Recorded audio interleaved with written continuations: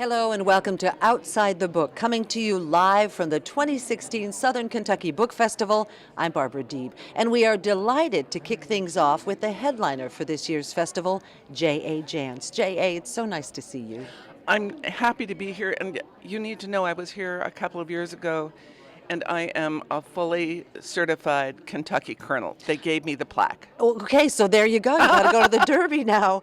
But now, J.A., I read somewhere that you use your initials because early on a publisher told you writing about a male detective, you would have a better shot by not being a female. Yes, so for the first 9 books, there was no author bio, there was no cover photo, and that gave rise to the rumor that a retired Seattle homicide detective writes these books. Oh. When I finally got my picture on the cover, I thought that would change. Now they say a retired cop writes these books, and she's just a front for him. So now you know the real story. It's Judith Ann, J.A. Jance.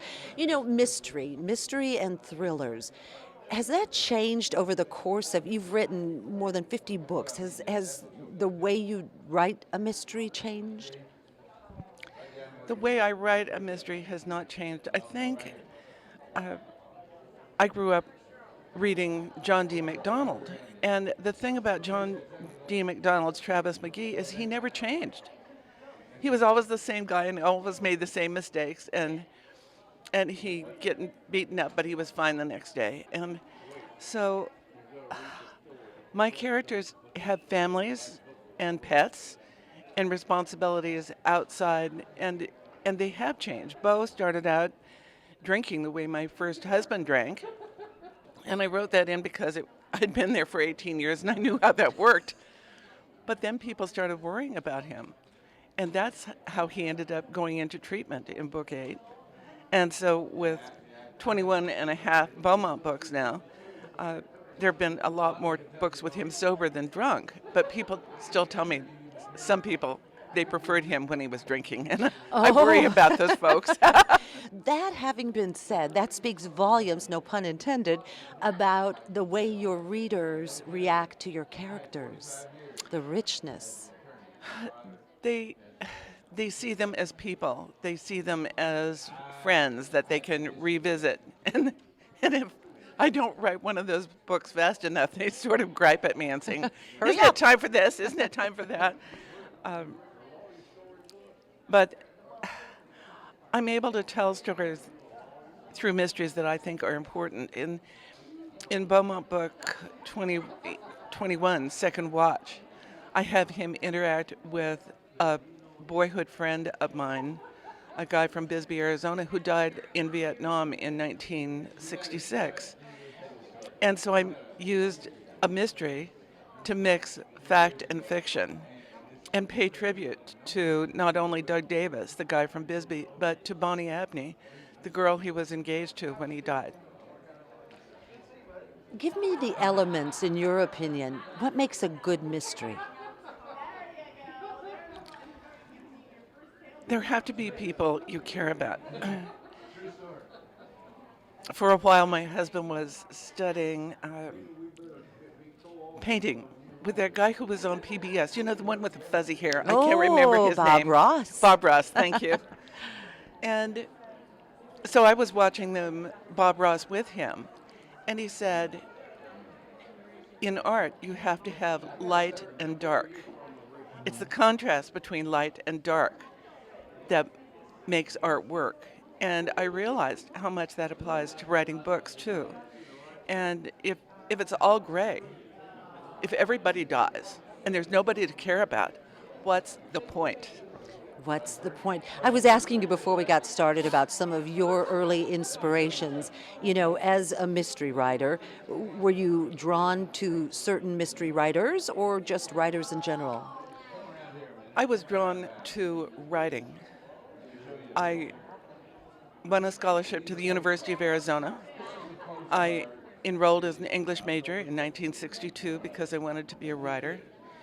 In 1964, I tried to enroll in the creative writing program, and the professor said, "You're a girl. Girls become teachers or nurses, boys become writers," and he wouldn't let me into his class. So in my first hardback, or The Hunter, the Crazed Killer, turns out to be a former professor of creative writing from the University of Arizona.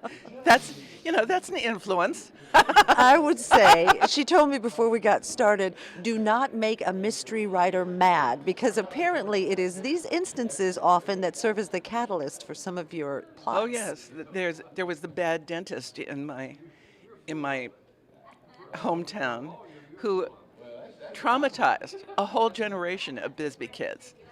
And we're all white-knuckled dental patients because of it.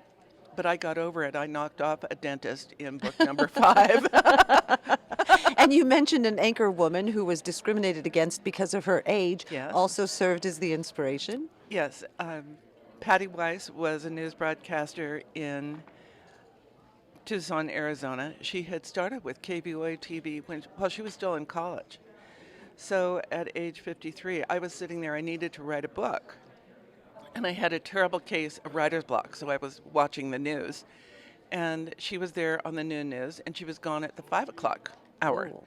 And in the hours in between, her 35-year-old news director come to her desk, told her she was too old for an anchor desk, and escorted her from the building. Within minutes, I was writing about Allie Reynolds being yanked from her anchor desk in L.A. and coming home to Sedona, Arizona to put her life back together. And Clawback is Allie Reynolds' number 11. Number 11. We're so quickly running out of time. I could spend the next 3 hours with you. But 2 questions. How do you write? What's your formula? Do you have a specific space? Do you have to sharpen pencils? Do you use a computer? How do you write? I use a computer. My first computer I bought with the life insurance proceeds from when my first husband died of booze at age 42. The alcoholic. And okay. so I took 10% of the $50,000 and bought a computer. So I work on a computer. That computer was an Eagle with 128K of memory. But I work on a laptop wherever my lap and brain and fingers are. I sit out on patios, I sit on porches, I sit in family rooms, I sit in living rooms, I sit on airplanes. I do not believe in outlining. I met outlining in 6th grade. I hated it then, I hate it now. So because I write mysteries, I start with somebody dead and spend the rest of the book trying to figure out who did it and how come. There you go. What a pleasure to chat with you. Thank you for joining us. You're welcome. Thank you. We've been talking with author J.A. Jance.